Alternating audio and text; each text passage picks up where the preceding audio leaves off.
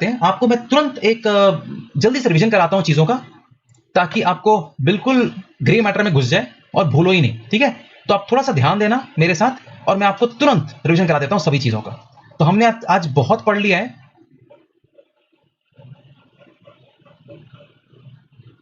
तो molecular base of inheritance हमने क्या क्या पढ़ना था? स्ट्रक्चर पढ़ चुके हैं, ओके। रेप्लिकेशन पढ़ चुके हैं, ठीक है। कैसे पढ़ा जरा देखते हैं।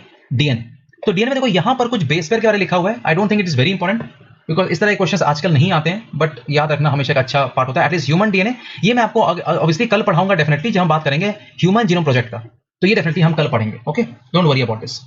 अब आते हैं हम एडेनिन और ग्वानिन में। यहां हमने क्लियर किया था जो प्यूरिन है और ये पायरिमिडीन है। तो मैं एक बड़ा क्लियर निमोनिक दिया था। पायरिमिडीन का निमोनिक याद रखना CUT, cut, okay, CUT cut, ठीक है। फिर हमने इसका स्ट्रक्चर समझा था, और स्ट्रक्चर को इससे मत समझो, आप इसको समझो मेरे नोट्स से जो आपने क्लियरली बनाया होगा। मैं आपको वापस ले चलता हूं मेरे नोट्स की तरफ। यहां ध्यान दो, स्ट्रक्चर जो है वो एनसीईआरटी से मत पढ़ना, वो आप यहां से पढ़ना।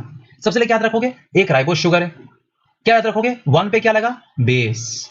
5 पे क्या लगा? पेंटोस। मैंने ऐसे याद किया था, P से पेंटोस, P से पेंटोस, ओके। 5 में पेंटोस लगा हुआ है, ठीक है। फॉस्फेट, ओके, फॉस्फेट 5 पे, ठीक है। और जो 3 है उस पे लगाया हुआ है फॉस्फोडाइस्टर बॉन्ड।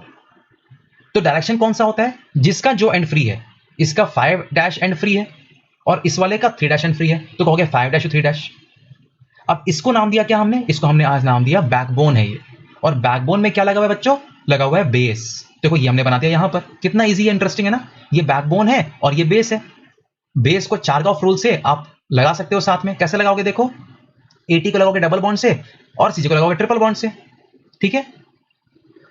डिफरेंस क्या होता है आरएनए डीएनए में? जो सेकंड वाला कार्बन है यहां पर OH होता है, इसीलिए ज्यादा रिएक्टिव होता है, इसीलिए कैटलिस्ट की तरह काम करता है, एंजाइम की तरह काम करता है, और इसीलिए ये कभी स्टेबल नहीं होता। और यही रीजन है कि ये is not a genetic element for storage information, okay, not good for storaging information. आगे बढ़ते हैं। फिर हमने समझा इसको। यहां पर मैं आपको बस बताऊं, कुछ कंफ्यूजन जरूर हुआ था, बट आई थिंक उसको मैंने बहुत ही अच्छे तरीके से क्लियर भी कर दिया था उस समय। एमस्ट्रॉन्ग और नैनोमीटर में कुछ क्वेश्चंस एमस्ट्रॉन्ग में थे, बट उसका आंसर जो था वो नैनोमीटर में था, तो कुछ बच्चों को कंफ्यूजन हो गया था, बट आई थिंक अब इसको मैंने क्लियर कर दिया है। सो एक टर्न में 10 बेस पेयर है, एक टर्न में एक देखो 10 बेस पेयर है, ठीक है, 10 बेस पेयर है एक टर्न में। तो जहां तक बात होती है दो बेस पेयर के बीच में डिफरेंस की, तो वो है 3.4 एमस्ट्रॉन्ग, ओके। और पूरा मिला जाओ तो 34 एमस्ट्रॉन्ग, ठीक है। ये क्लियर हो गया था। फिर हमने पढ़ा कि सेल के अंदर न्यूक्लियस के अंदर क्रोमोसोम होता है मेटाफेज स्टेज में, और इसके अंदर होता है क्रोमैटिन के अंदर क्या? न्यूक्लियोसोम में क्या? डीएनए और हिस्टोन। अब फिर हम पहुंचे हिस्टोन के पास। चलते हैं जरा हिस्टोन के पास, तुरंत रिवीजन करते हैं हिस्टोन के बारे में। तो हिस्टोन में हमें आज क्लैरिटी ये मिली कि हिस्टोन के दो पार्ट होते हैं। हाल हिस्टोन में आर्जिनिन और लाइसिन होता है, इसीलिए हिस्टोन जो है ध्यान रखना वो बेसिक है, उसमें पॉजिटिव चार्ज होता है। डीएनए में नेगेटिव चार्ज है, तो देखो डीएनए इसको ऐसे ऐसे घुमा के ले जा रहा है। कितना टर्न है?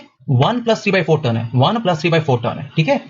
अब क्या हुआ? यहां पर H1 है और ये डीएनए यहां पर भी है, इसको क्या नाम दिया हमने? Linker DNA. ये पूरा का बेस पेयर कितना बच्चों? 200 बेस पेयर, ठीक है ना। अब अगर ये न्यूक्लियोसोम है तो ईएम में क्या दिखेगा? बीड ऑन स्ट्रिंग अपीयरेंस की तरह। अब ये तो बन गया, पर इसको और कंडेंस करना पड़ेगा। कौन करेगा? वो यहां देखो नीचे लिखा हुआ है, नॉन हिस्टोन प्रोटीन। वो पहले बनाएगा हेटेरोक्रोमैटिन और यूक्रोमैटिन, और बाद में यही जाके क्या बनेगा? क्रोमोसोम बन जाएगा। क्लियर है ना। फिर सेंट्रल रूल देखो, सेंट्रल डॉगमा ने बोला, सेंट्रल गवर्नमेंट ने रूल बनाया कि देखो अगर काम करना है भाई साहब तो पहले रेप्लिकेट करो, फिर ट्रांसक्राइब करो, फिर ट्रांसलेट करो। आज हमने क्या पढ़ा? रेप्लिकेशन पढ़ा, ठीक है। दो और एक्सपेरिमेंट भी थे, वो मैं आपको पढ़ा दूंगा जस्ट इसके बाद। पर चलो पढ़ाई देते हैं, रेप्लिकेशन का तुरंत रिवीजन कर देते हैं, बड़ा इजी हो जाएगा आप लोगों के लिए। कुछ बच्चों का मैसेज भी आया था मुझे कि सर जरा वो रेप्लिकेशन रिवाइज करा दो। हाँ देखो, ये था ग्रिफिथ एक्सपेरिमेंट, तो जिनको समझ नहीं आता वो देखो। तो ग्रिफिथ ने क्या किया ना, ग्रिफिथ ने बोला कि अगर कोई एस स्ट्रेन है, एस में मतलब क्या? वो स्मूथ है, स्मूथ मतलब म्यूकोपॉलीसैकेराइड। तो एस स्ट्रेन जो है वो माइस को मार सकता है, बिकॉज में म्यूकोपॉलीसैकेराइड होता है। तो सिंपल हो गया, एस स्ट्रेन माइस में गया तो चूहा बेचारा मर गया, आर स्ट्रेन से चूहा नहीं मरा। एस स्ट्रेन को हीट से किल कर दिया गया, तो जब एस स्ट्रेन को किल कर दिया तो चूहा तो नहीं मरेगा, तो चूहा बच गया। फिर क्या किया उन्होंने? एस स्ट्रेन को जो कि हीट किल था उसको कंबाइन किया आर स्ट्रेन से जो कि जिंदा था। तो ये देखा गया कि हुआ क्या, जो एस स्ट्रेन है और जो आर स्ट्रेन है इसमें एक ट्रांसफॉर्मेशन हो गया। एस स्ट्रेन ने आर स्ट्रेन को डीएनए जेनेटिक एलिमेंट ट्रांसफर कर दिया। इसको हमने आज नाम दिया ट्रांसफॉर्मेशन। किसने दिया था? ग्रिफिथ ने बताया था, ग्रिफिथ ने इसको बताया था, ग्रिफिथ ने। ठीक है, ठीक है। तो ध्यान रखना, हीट से भी डीएनए नहीं मरता, इसीलिए डीएनए स्टेबल है। ध्यान रखना, डीएनए बहुत स्टेबल होता है। ठीक है, फिर हमारे यहां पर तो डीएनए जेनेटिक एलिमेंट किसने प्रूव किया था? वो प्रूव किया था इन लोगों ने, क्या नाम है? हर्शले चेज। इन्होंने क्या किया? हर्शले चेज ने प्रूव कर दिया कि ये जेनेटिक मटेरियल डीएनए है। कैसे प्रूव किया? उन्होंने क्या किया? उन्होंने डाला radio active substance. Radio active substance, अगर ये रेडियो एक्टिव सब्सटेंस वायरस में डाला, एक क्या किया? उन्होंने डाला रेडियो एक्टिव फॉस्फोरस। एक तरफ क्या किया? रेडियो एक्टिव फॉस्फोरस डाला, एक तरफ डाला रेडियो एक्टिव सल्फर। अब फॉस्फोरस जाके लगेगा डीएनए के साथ, सल्फर लगेगा प्रोटीन के साथ। ठीक है, अब इसी वायरस को, ये वायरस है ना, इसको इन्फेक्ट कर दिया उसने बैक्टीरिया के ऊपर। बैक्टीरिया के ऊपर ये है बैक्टीरिया और ये है वायरस। अब कौन सा घुसा? डीएनए घुसेगा या प्रोटीन घुसेगा? क्या हुआ कि डीएनए घुसा। मतलब कौन सा घुसा? डीएनए वाला। देखो कौन सा था? डीएनए वाला कौन सा था? वो था फॉस्फोरस वाला। इसीलिए कौन सा रेडियोएक्टिव सब्सटेंस दिखाएगा? फॉस्फोरस वाला। देखो फॉस्फोरस वाला दिखा ना डीएनए, ये है डीएनए वाला। तो इसने प्रूव कर दिया कि डीएनए ट्रांसमिट होता है, प्रोटीन ट्रांसमिट नहीं होता। फॉस्फेट कहां होता है? डीएनए में, ध्यान रखना। ठीक है, चलो फिर डीएनए के हमने कुछ प्रॉपर्टीज पढ़े, तो ये तो बड़ा आप भूल ही नहीं सकते। पहले आबादी बढ़ा, रेप्लिकेट करो, पर ऐसा नहीं कि बढ़ाते बढ़ाते आदमी से बन जाए बंदर, मतलब स्टेबल होना चाहिए। दूसरा, इतना भी स्टेबल नहीं होना चाहिए कि कभी कभी अपने आप को चेंज ना कर पाए। और fourth, it should express itself. Okay, तो ज्यादा अच्छा कौन? डीएनए। क्यों? आरएनए अनस्टेबल है। क्यों अनस्टेबल है भाई साहब? बिकॉज उसमें OH ग्रुप है, तो रिएक्टिव है, तो म्यूटेशन हो सकता है। इसीलिए अगर इंफॉर्मेशन स्टोर करनी है तो डीएनए रखो, अगर ट्रांसमिट करना है या ट्रांसलेट करना है तो आरएनए रखो। आरएनए की कहानी, प्रोटीन कहानी हम कल पढ़ेंगे, आज नहीं पढ़ेंगे। ठीक है, चलो आगे बढ़ते हैं। अब आगे हमारे पहले हीरो, यह है शाहरुख खान आज का, यह है रेप्लिकेशन की, शाहरुख खान है आज का। देखो कैसे। अब रेप्लिकेशन में कहानी हुई सेमी कॉन्जर्वेटिव। इसको प्रूव करने वाले एक्सपेरिमेंट का नाम था मेसेल्सन एंड स्टाल। ये इंपॉर्टेंट नहीं है, इसीलिए मैंने इसको बहुत इंपॉर्टेंटली नहीं दिया, बट नाम याद रख सकते हो, मेसेल्सन एंड स्टाल। ये बिल्कुल फैक्ट है और फैक्ट को रटना ही पड़ता है और कुछ नहीं कर सकते। आगे आते हैं।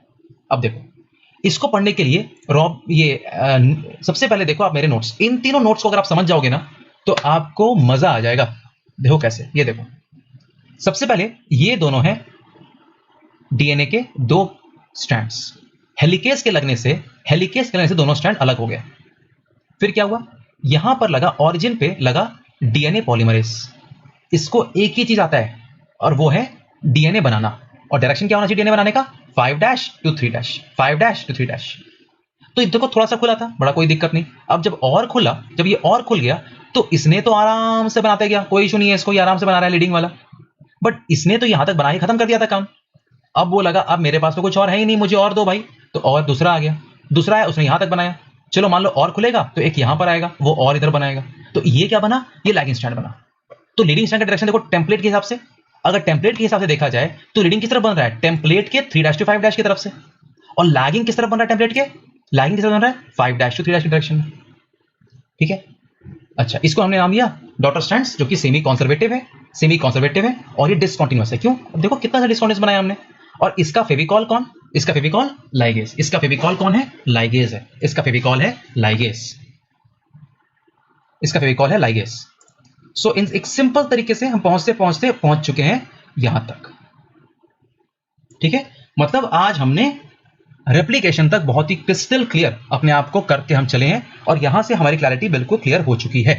ठीक है, अब इसके बाद आगे थोड़ा सा आज हमें नहीं पढ़ना चाहिए, थोड़ा सा हमें रेस्ट करना चाहिए। इट्स ऑलरेडी ओके 10:40 हो गया है। बहुत लोग बोल रहे होंगे सर बहुत रात हो गया, हमें सोने दो। तो यस, आज आप सो जाओ। आपके कोई भी मैसेज किए, आप अलग अलग तरह है शेयर करने के लिए, आप मुझे डायरेक्ट मैसेज कर सकते हैं, आप ग्रुप पे लिखिए, आप उड़ान के ऐप पे लिखिए। और कल अब देखिए कल क्या पढ़ना है हमें। कल पढ़ना है, सबसे पहले हम पढ़ेंगे ट्रांसक्रिप्शन। ठीक है, ट्रांसक्रिप्शन पढ़ेंगे। फिर क्या पढ़ेंगे? ट्रांसलेशन पढ़ेंगे। फिर क्या पढ़ेंगे? Lac operon. ये मैं पढ़ा भी चुका हूं, आप लोग कुछ वीडियो ने देखा होगा। लैक ओपेरॉन पढ़ेंगे, मतलब रेगुलेशन ऑफ जीन पढ़ेंगे, इसको कहते हैं रेगुलेशन ऑफ जीन। इसके बाद हम क्या पढ़ेंगे? हम पढ़ेंगे ह्यूमन जीनोम प्रोजेक्ट पढ़ेंगे। और इसी में वो सारी कहानी, इसके लिए आप परेशान है ना, डीएनए फिंगरप्रिंटिंग और वो सारी कहानी वो यहां पर पढ़ेंगे। एमसीक्यू बनाते हुए चलेंगे, बट आज यहीं पर खत्म करते हैं। बहुत आराम करो, ढंग से पढ़ो और रिवीजन करो। जितना बार रिवीजन करोगे उतना अच्छा लगेगा। और अगर आपके लिए पॉसिबल है तो डेफिनेटली मैसेज करना। और इंपॉर्टेंटली आप रजत सर को सब लोग बहुत मानते हैं, मतलब जो डॉक्टर जो कम्युनिटी है ना, उसमें भी उनका बहुत नाम है, और इनफैक्ट हमारा भी बहुत नाम है, बिकॉज जो लोग भी एम्स और मैमसी से पास करते हैं उनका इंडिया में या फिर पूरे दिल्ली में बहुत नाम हो जाता है, और लोग आते हैं हमारे नाम से, काफी आते हैं। And I am telling you, ये बड़ा एक अनोखा प्लेटफॉर्म है जहां पर डॉक्टर जो बन चुका है वो बना रहा है उनको जो कि डॉक्टर बनने वाले हैं। ठीक है, मतलब ये बड़ा अनोखा है। बाकी एमएससी बीएससी करके तो लोग पढ़ाते ही हैं, बट ये बड़ा अनोखा प्लेटफॉर्म है जहां पर डॉक्टरी करने के बाद आपको पढ़ा रहे हैं। इस चांस को कभी छोड़ना मत। मगर अगर मुझे ऐसा चांस आता ना, तो मैं बता रहा हूं, मैं लाइफ में उन प्रभु के पैर पड़ जाता कि आप ही मेरे नैया पार लगाओगे, मुझसे तो नहीं हो पाएगा।